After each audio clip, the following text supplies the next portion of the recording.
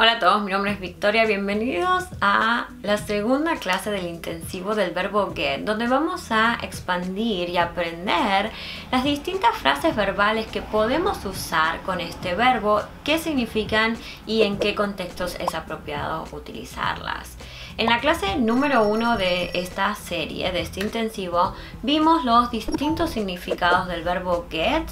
Get como verbo como forma aislada, verbo individual y sus distintos significados posibles. También vimos sus patrones y conjugamos el verbo get en presente pasado y también vimos cómo la forma progresiva, el ing, afecta la ortografía del verbo get. Así que si no tienes idea de lo que te estoy hablando, te recomiendo empezar por aquel video y luego continuar con este. Si ya viste ese primer video, entonces ahora te desafío a que pauses este por un minutito o que empieces a recordar cuáles son esos significados que aprendimos acerca del verbo get.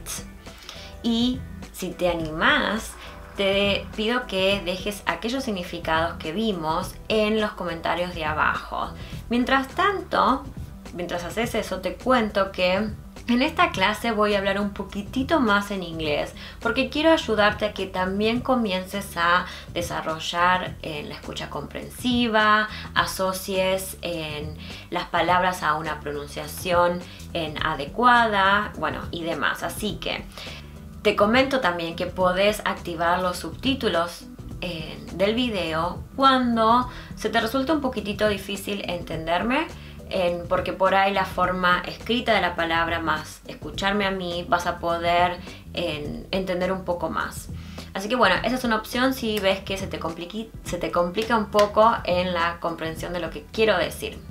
¿Ya escribiste las palabras? Si es así, corroboremos que lo hayas hecho bien y vamos a repasar very quickly the different meanings of the verb get. So get means to obtain, receive, earn, arrive, buy, and travel. Esos fueron los significados que vimos en la clase número 1 del verbo get. Okay, are you ready? Let's get started, and the way we're going to go around this is as follows. So basically, I am going to tell you what the phrasal verb is, then I will give you a sentence so that you can start thinking about the meaning of this phrasal verb, and then we will discuss the meaning together. I decided to to follow this order because when you start thinking about the possible meaning this phrasal verb has, it's better for you to later remember what they mean. So let's get started with the first one. The first phrasal verb is get by. I am going to read the example for you and then we're going to try to deduce the meaning altogether. It's very hard to get by on this salary. It's very hard to get by on this salary. So I want you to pay attention to these two words that are really going to help you understand the meaning of get by. So we have we have the adjective hard and we have the word salary. And in the middle, we have the preposition, the phrasal verb get by. So we are going to use this phrasal verb in a situation where there is lack of something, falta algo, there is lack of something, or the amount is not enough.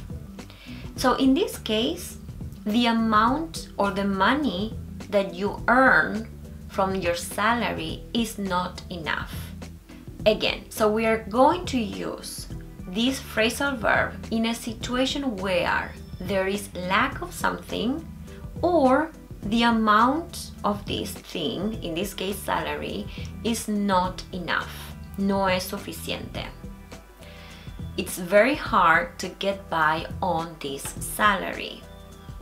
Cuando es muy difícil sobrevivir sería, es difícil traducir la frase verbal get by. Por eso es importante entender la definición, que es, vamos a usar esta frase en aquellas situaciones donde hay falta de algo o lo que hay o la cantidad de lo que hay no es suficiente. Okay, very good job, very good job. Let's see number 2. Get over, get over. She finally got over her breakup. She finally got over her breakup. So here the phrasal verb is get over. It is conjugated in the past because she was able to overcome the breakup. Breakup es cuando una pareja se rompe, ¿sí? O se separan. So that's the breakup. So she was able to get over it. Lo pudo superar.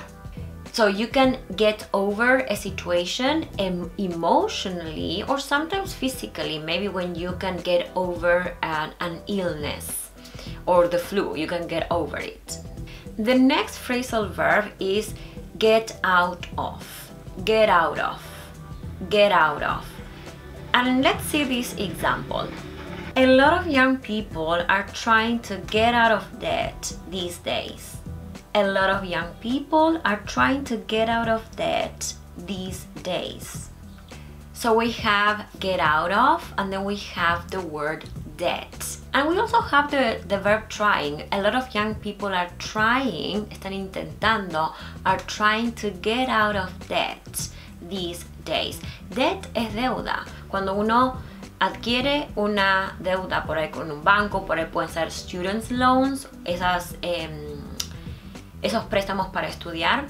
So debt es deuda. And get out of debt. Creo que es bastante transparente, pero por las dudas lo voy a explicar un poquitito más. So when we want to get out of a situation is because this situation is no longer serving us. So having a debt is not something that is very pleasant, and this is a situation that we are trying to end with, finish it. We can also get out of a habit. So for example, we can say, I need to get out of the habit of waking up so late. I need to get out of the habit of waking up so late. Another common meaning or use of the phrasal verb get out of is get out of here. Basically leave the room, get out of here. The next phrasal verb is get away with. Get away with. Let's see this example. I wish I could get away with going to classes only, but learning a second language requires a lot more than that. I wish I could get away with going to classes only, but learning a second language requires a lot more than that. So, basically here, get away with means to achieve a goal by avoiding something that it tends to be required to achieve that goal. In this case, it's learning a second language. We know learning a second language takes a lot of our time, our effort, and sometimes, or in most of the cases, going to classes is not enough. You need to spend time on your own studying, researching, revising, practicing, using the language. So this person wants to get away with learning a second language just by going to classes. In this example, there is something that I would like to highlight because this could be a good revision for some of you, or maybe this is something new for other people. Maybe it's your case. But we see at the beginning of a sentence that it says, I wish I could get away with going to classes only. We have going plus ing because here we have a rule, a grammar rule that says after a preposition like with, the verb is going to be in the ing form all the time. all the time. So remember this rule. The next phrasal verb is get at. Get at. Let's see this example. She keeps getting at me. She doesn't like anything I say or do. She keeps getting at me. She doesn't like anything I say or do. This phrasal verb may not be that transparent, and even if we try to deduce it from the context, it can be quite hard. The meaning of get at is to criticize. So this person is criticizing her no matter what. So she keeps getting at me. She doesn't like anything I say or do. Get ahead. Get ahead. So this phrasal verb may or may not be that transparent. Let's see this example and see if you can understand the meaning. After so many years of hard work and training, we were able to get ahead in our professions. After so many years of hard work and training, we were able to get ahead in our professions. So basically, get ahead. Yes, after a lot of years of hard work, we were able to get ahead in our professions. So basically here what we are trying to say is that you were able to be successful. In this case, in this example, in your profession, but you can also be in your life, in your personal life, you can get ahead, and in society maybe. So this would be, or the meaning that we can associate to this phrasal verb is to become successful or get successful. The next phrasal verb is get along. Get along. And let's see this example. I think that you will be able to understand what get along means. It's so nice when we can all get along. It's so nice when we can all get along. Get along is also, I would call it like a synonym of get on well. Get on well with somebody. And this means to have a good relationship. You have a good relationship with another person or a group of people. This other phrasal verb is to get around or get around.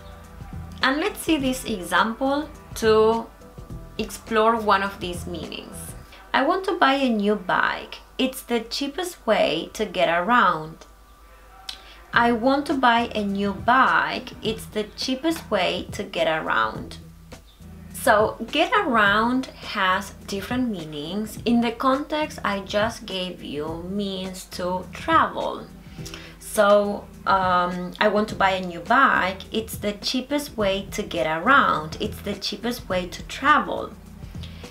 But get around can also have other meanings, like finding the time to do something or finding the way to do something. And in these examples, probably it's a lot easier to see the meaning. As you grow older, it gets more difficult to get around on your own. As you grow older, it gets more difficult to get around on your own. In this example, actually, get around means to move. Yes, to move on your own, get around. Now, in the next examples, we're going to see the meaning of find a way, find time or a way to do something. Kind of hard for me to get around to finishing all this laundry. It's kind of hard for me to get around to finishing all this laundry. The next phrasal verb is get behind. Get behind. And probably you may know this other phrasal verb, to fall behind. Well, the meanings are quite similar. And I'm gonna show you an example so that you can start thinking about the meaning of get behind. I got behind with my homework the last few weeks, so now I have plenty of things to do. I got behind with my homework the last few weeks, so now I have plenty of things to do. So basically, get behind is when you fail at doing something that you had to do. Now you are behind the deadline, or you are behind the date, or you're behind your obligations. So this can also be, you can get behind a payment. Let's say that you buy something and it has, I don't know, or maybe let's say that you are paying for the services, your internet service, and maybe 1 month you can't afford the bill, you can't afford to pay the bill. So you can get behind if you don't pay it. So get behind can also be with payments, money, or obligations, things you have to do. You get behind. Te atrasas, basically, in Spanish. The next phrasal verb is get back at something or somebody. You get back at something or at somebody. And let's see this example to understand the meaning a lot better. When you get out of your gym routine, it can be really hard to get back at it again. When you get out of your gym routine, it can be really hard to get back at it again. So here we have two phrasal verbs, get out of and get back at it. We learned get out of, yes, get out of. To stop doing something in this case, or leave. Okay, but let's focus on the phrasal verb that we mentioned at the beginning, get back at something. So basically here the meaning would be to start again. Yes, when you get out of a routine, it's kind of hard to get back at it again. So it's kind of hard to start what you were doing again. Alright, my friend, these were the 10 phrasal verbs with the verb get. They are not that easy, they are not so basic like get up as the ones that we saw in class number 1. However, these are going to actually help you expand your vocabulary and start using more complex sentences. So my friend, I hope this has helped you a lot, and you can continue learning a lot of things with the verb get in these 2 other classes. So see you there and have a good one. Bye bye.